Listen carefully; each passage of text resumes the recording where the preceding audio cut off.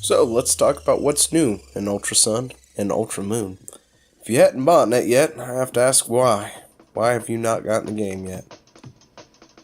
Why haven't I gotten the game yet, you say? Because I'm poor.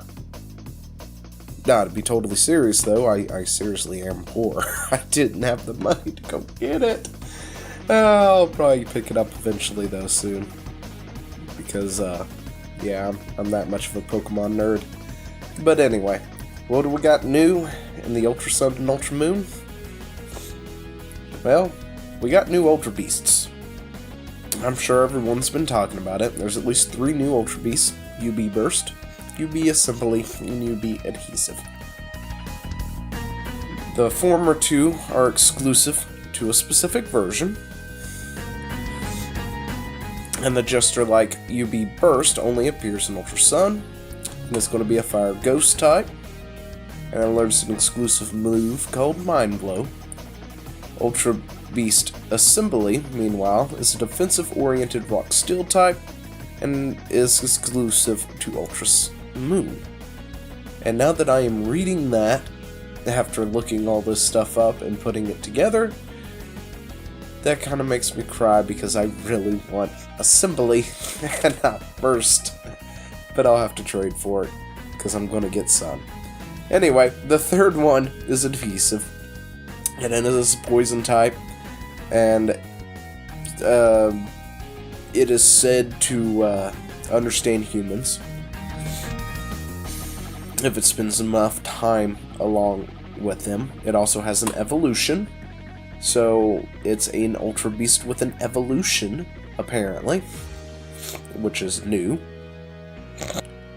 And it will first appear with the Ultra Recon Squad, which is a mysterious new group of trainers that travel to Alola through the wormhole, which are members of the Ultra Recon Squad you encounter will depend on the version you are playing, which members you do encounter.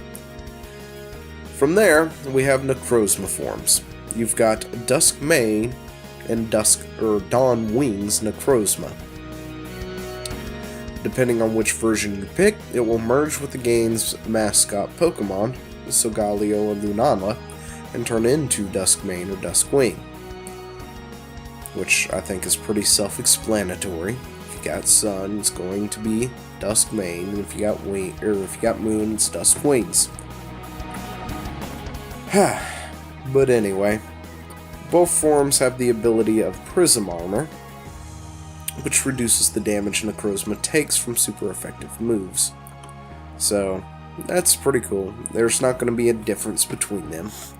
Duskmane is going to be a Psychic Steel type, and it can use Sun Steel Strike, while Dawn Wing is a Psychic Ghost type and can use Moongeist Beam, which is essentially Necrozma being able to...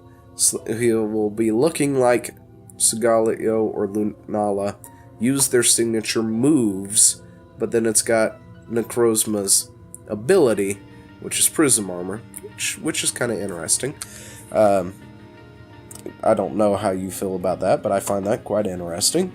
It might be not half bad. I mean, to be honest, I don't really care for the legendaries in Sun and Moon. I didn't really care for them.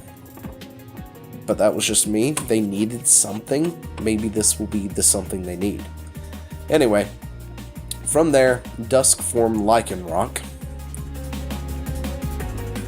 Depending on which version you played, the Rock-type puppy Rockruff would evolve in Sun and Moon into Midnight form Lycanroc or Midday form Lycanroc, and I am a personal favorite of Midday Lycanroc. I love that one. I just wish it was a little bit stronger. It's got speed, just needs a little bit more attack in there, and I would totally put him on my team, hands down. But anyway, the new variant is Dusk form Lycanroc, which will be given away as a, if I remember correctly, it's being given away as an event sometime now, as the game releases to a certain date. You'll get a Rockruff that can only evolve into Dusk form, regardless of which ones you got. But the little rock Ruff will evolve into Dusk form, and it is a free gift. But you gotta go purchase the game by, I think, January 10th, if I remember correctly, in order to get that. Dusk form Lycanroc will have Tough Claws, which will increase its attack power, or the power of attacks that make direct contact with the opponent. Dusk Lycanroc is going to be an exclusive, just for Ultra Sun and Ultra Moon. So if you're playing Moon and Sun, and somebody for whatever has it is there, I don't know. Anyway, I'm not even going to get into that. But that's a given. You have Team Rainbow Rocket. So in addition to the Ultra Recon squad, Ultra Sun and Ultra Moon will introduce new villain, or the new villain group, I guess, of Team Rainbow Rocket, which, you know, Giovanni and all those past guys are coming back to play. So, and that includes, like, Archie and Maxie from Aqua and Magma, back in Ruby and Sapphire, as well as Team Plasmas, Team Galactic, and Team Flares, big baddies. And from what we've seen, they'll be using their respective legendaries from their games, which will be interesting to see. I can't wait to get into that and see how that's all going to play out. You also have Ultra Wormholes. They were somewhat of an important element in Sun and Moon, but you don't really get to travel into any of them but the one. Now you'll actually be able to travel through these wormholes on top of Sugalio or Lunala, and visit the worlds of the Ultra Beasts themselves, and go after them. You'll also be able to encounter other powerful Pokemon by traveling through the Ultra Wormholes, like Mewtwo and Ho-Oh, which are where we're getting all our legendaries at. But beyond all of that, there's also an area known as Ultra Megaopolis. There hasn't been much details about it, but I'm sure if you're playing the game, you're going to find out real quick what all that's about. I just don't know just yet. The Battle Agency. There's going to be the Battle Agency. The lower region's getting several new ways to acquire battle points, of course. And this new facility of the Battle Agency is a battle tree players can take part in a series of 3-on-3 Pokemon battles against a gauntlet of AI opponents. However, you can only take rental Pokemon into battle. This is where I was kind of hoping we were getting sort of like a Stadium 3, but you can only use rental Pokemon, which I'm not really too sure how I don't know how I feel about it now. But anyway, the variety of the Pokemon you can rent at the Battle Agency increase the more you use the game's communication features with other players. So, you know, that means communicate with other people through the plaza and all this other stuff, and you get more things to do. But what was definitely needed, move tutors. We get move tutors! And with the increasing ability to get BP from other things besides the damn battle tree cheats, I tell you, the battle tree cheats! Anyway, you will now have access to move tutors, so we can now teach things that normal Pokemon can't normally learn by any other means, which is great. On top of that, you have your Rotom Dex. That's not really new, but the Rotom Dex has a power to allow you to use a second Z move during battle. To be honest, I don't really think that's necessary. I guess somebody might need it. I never did. I mean, one Z move was enough. In fact, most of the time, I think the current party that I use to fight online with anyway, I don't think there's a Z move on the entire team. No. Yes. Oh, no, I take it back. There is a Z move somewhere on my team. It's on one Pokemon that I rarely take into battle just in case, for whatever reason, I absolutely need to bring him in. He's at the back of my party, unfortunately, because I just don't use him that often, and he's equipped with a Z Crystal because I couldn't think of what else to really put there for an item. There wasn't really anything major that it needed, and I gave him a Z Crystal. Other than that, I never really even use Z moves, to be totally honest. I love Mega Evolution, and I'm not really using that in Sun and Moon either. But, you know, I'm more interested in using Mega Evolution than I have been a Z move. But also with the Rotom decks, you have the Roto Lotto, which is a slot machine style minigame that you can use to play at any time and get new items.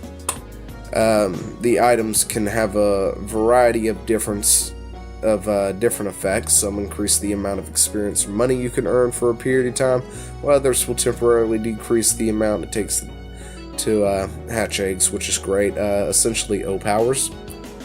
A poor man's O-power, I guess is the best way to put it, because I do a lot of egg hatching. I love those O-powers. I really want them back. But anyway, new Z Crystals, new Z moves, which means certain Pokemon are getting certain moves that they normally, or that they haven't had before. Like Mimikyu gets Let's Snuggle Forever, which I swear is the most hilarious Z move to ever see. I don't have a Mimikyu on my team. I do have one that is battle ready, but it's not something I normally use. But to be honest, Let's Snuggle Forever just seems like something I would love to do regardless of whether or not it's a good time to do it or not, just to see it, because I think it is hilarious to watch Mimikyu sneak up on somebody and then jump on them and beat them up. Oh, it's great. Anyway, all three forms of Lycanroc can use an exclusive move called Splintered Storm Shard. And Ko-Omo gets a move, Clangorous Soul Blaze, which I haven't actually seen. I need to look that up, see what that looks like. Ko-Omo is a pretty good Pokemon, I'm not gonna lie. I probably should use him, to be totally honest. I bet he'd make a great sweeper if you do it just right. I just don't see a whole lot of them out there. Not a whole lot of people using them. Anyway, Solgaleo and Lunala get their own exclusive Z moves as well, which can also be used by Necrozma when it takes on its two new forms. Solgaleo and main Necrozma will get the Steel type attack of Searing Sun Rays Smasher, and when equipped with a Solgaleo Z.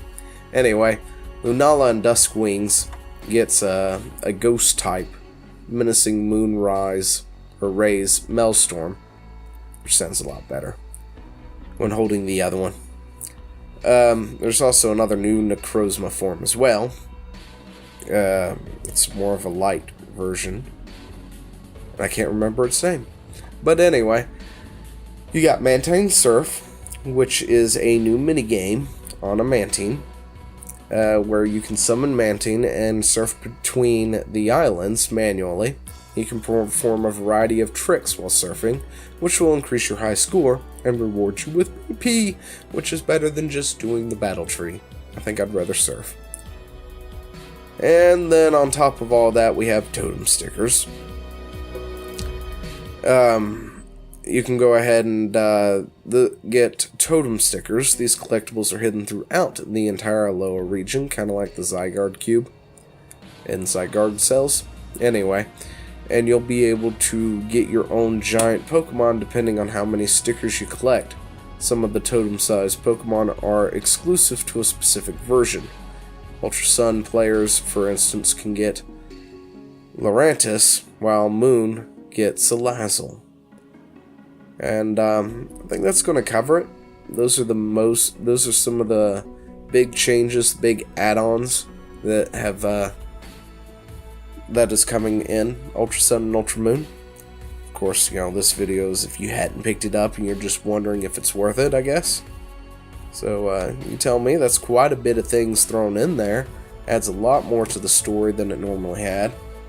So tell me in the comments below what you're more excited for, I guess. Some of these new forms, these new Ultra Beasts, I don't know, maybe dusk form lichen rock, because that's one of my exciting things right there. Anyway, let me know down in the comments below. Talk to you later. See ya. Hey, thanks for watching. Don't forget to leave a comment, smash that like button, and always subscribe for more. And of course, there are other videos floating around somewhere on the screen, so click one of those and see if you can find something that suits your fancy. Till then, I'll see you later. Bye.